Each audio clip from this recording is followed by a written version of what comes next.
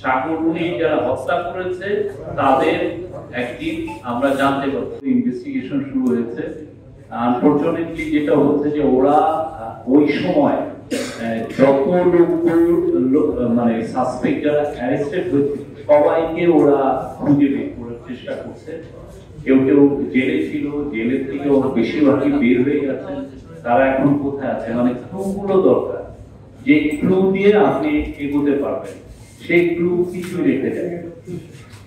ওরা এমন কাজ করেছে যে এবং পরবর্তীতে দোষটা কাছে দিয়েছে অনেক ক্ষেত্রে সাংবাদিকরা যে বলে গিয়ে নষ্ট করে ফেলেছে, ক্রাইম সিন নষ্ট করে দিয়েছে, মানে পুরো একটা বড় রকমের একটা হত্যাযজ্ঞ করেছে, করে আবার এটার ব্লেম দিচ্ছে সাংবাদিকদের যে তারা ক্রাইম সিন নষ্ট করেছে। কারণ পুরো জিনিসটা নিয়ে সত্যিকার অর্থে খুবই সিরিয়াস একটা টিম কাজ করছে পিবিআই। তারা যদি কোনো ব্রেক থ্রু হয় আমরা অবশ্যই আপনাদেরকে জানাবো, বাট এটা খুবই কষ্টসাধ্য কাজ।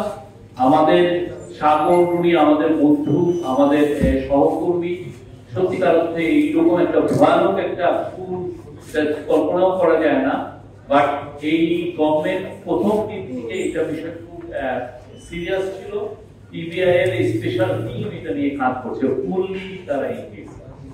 যারা যতজন ওই সময় সাসপেক্ট যারা অ্যারেস্ট করছে, যার নাম প্রত্যেকটা লোককে তারা খুঁজে খুঁজে বের করার চেষ্টা করছে যদি নতুন কোনো ক্লু পাওয়া যায়। কিন্তু জিনিস সত্যিকার অর্থে এটা খুবই একটা কষ্টসাধ্য কাজ, বাট আমরা আশা ছাড়িনি। ইনশাআল্লাহ বাংলাদেশে সাগররুনি যারা হত্যা করেছে তাদের একদিন আমরা জানতে পারবো কারা হত্যা করেছে।